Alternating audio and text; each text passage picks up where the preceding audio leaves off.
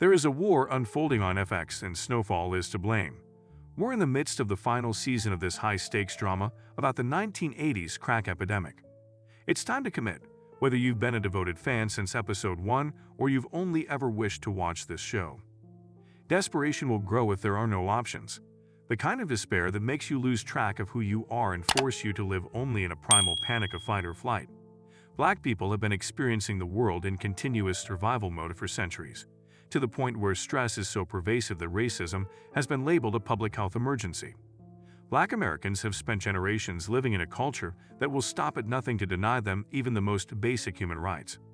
Maslow's hierarchy of needs makes it clear how racism and systemic inequality affect each tier for Black Americans and make it more difficult for us to fulfill our needs. People will do anything to survive when fighting for fundamental rights becomes the standard rather than the exception. In Snowfall, we witness firsthand how Black people's living circumstances in poverty result in extreme desperation. As a result, Franklin entered the drug business. People started using drugs to feel better, and money became the most important thing. In America, the income gap started to widen in the 1980s, with California ranking among the top states where the poor got poorer and the affluent got richer. After leaving Ghana, Wanda and Leon are still adjusting to life in California. But it is difficult to ignore how much worse the projects are getting.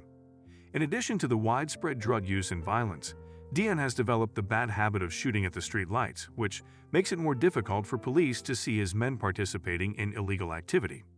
He primarily targets the playground, physically robbing the neighborhood kids of their light and innocence. Leon cannot tolerate this and tries to stop Kane, but Kane ignores him and says that he must protect his employees because the police are stepping up their enforcement of drug-related sentences. He's correct about the police tightening up. Between 1979 and 1990, Black Americans made up 53% of the federal prison population, and the Violent Crime Control and Law Enforcement Act of 1994 was just around the corner. Later on in the evening, Kane and his gang tease Leon and Wanda, labeling Wanda among other insults and shaming them. Leon acknowledges having second thoughts about fleeing Accra and claims that he can do nothing to stop the decay he is seeing. The following day, Leon spots Dion shooting out a different street lamp and rushes at him. They engage in a full-fledged altercation in front of the entire neighborhood, slugging it out and attempting to establish supremacy. It's brutal, with each man's unadulterated aggression showing through in bodily harm. It serves as an example of the urge that all animals have to defend themselves and their communities in dangerous situations.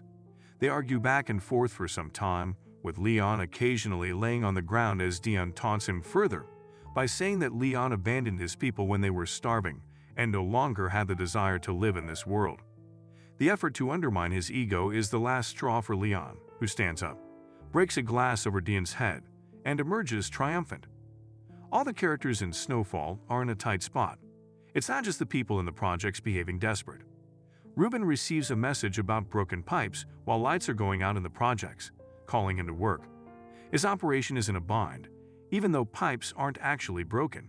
Just that's whatever spy code words they use. The KGB needs to move quickly before Teddy can make another move now that they are aware that he is after them following the disastrous operation in Costa Rica. Ruben approaches Gustavo with the last remaining chance, offering complete immunity and protection in exchange for disclosing Teddy's warehouse location. After a confrontation with Sayamara, he encounters Gustavo intoxicated at a bar. Without disclosing his identity, he explains that he is aware that Gustavo is a double agent for the CIA and the DEA. He then tells Gustavo that Teddy has been deceiving him for months because he no longer works for the CIA, leaving Gustavo with a crucial choice to make and giving him only 24 hours to do so. Gustavo will have to take action regardless because the DEA is prepared to search the warehouse the following day. Teddy is spotted waiting outside the bar as Ruben departs, taking photos of the KGB agent. Teddy is obviously more knowledgeable than he is letting on to Gustavo. Beyond that, he understands that he might be nearing the end of his time attempting to make this operation succeed. He tells Parissa about this and advises her that it might be best to stick by him until things calm down. She rejects the offer and queries whether he is using Russian agents as a justification for their cohabitation. She then inquires about his next actions. He can either stop everything and attempt to save what is left of his career, or he can take the money he has amassed and leave the country. For Teddy, who hardly has a sense of self outside of his fervent loyalty, the latter is a death sentence. You must decide in either case. Franklin is also in a precarious position and is so upset about it that he has become legally insane. He gives Cassandra and Veronique some authority to find his money as he scrambles to get his money back and rebuild his empire from the bottom up. When they realize Teddy is really the only person who knows where the money is, their scheme to trick an investment banker into letting them steal papers comes to an end. Franklin loses his temper and yells at Cassandra for not doing more research. Veronique prevents her mother from leaving, but only if they take matters into their own hands, and Franklin concentrates on fixing his street company. After leaving the hospital, Kane is now gradually returning to play while still recuperating from his injury. Franklin pulls up to Kane's house looking as though he's about to have a meeting on Wall Street. He approaches Kane with business advice, pointing out potential opportunities and promising more money. Kane, who understandably interprets Franklin's actions as an attempt to reclaim control, is understandably a little irritable with him. He is aware of Franklin's value and vulnerability, and as he tells one of his men later in the episode, Franklin is a hoe in his eyes because he is willing to suffer for his goals. Therefore, why not take full advantage of Franklin? Franklin visits the cookhouse where Kane's men are producing goods with Kane's approval in an effort to streamline the operation and satisfy demand in their area. There are girls loitering around, individuals using, and not much work is getting done. Franklin, who at this point is basically a cautionary story for flying too close to the sun, is not respected by them, and they disregard his advice. Franklin, who is severely intoxicated, uses one of the cook's faces as a weapon to establish his supremacy. Except for those ready to comply with his standards, he orders everyone out. Todd, who was the target of Franklin's rage, initially vents his annoyances to Kane but receives no pity.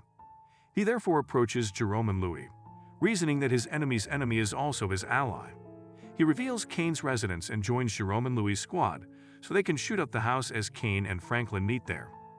Ironically, Kane and Franklin were arguing about Franklin's choice to discipline one of the employees immediately before they started shooting through the windows. They'd only just managed to escape the house and get into a getaway car before shooting Todd in the head and spitting on his dead body.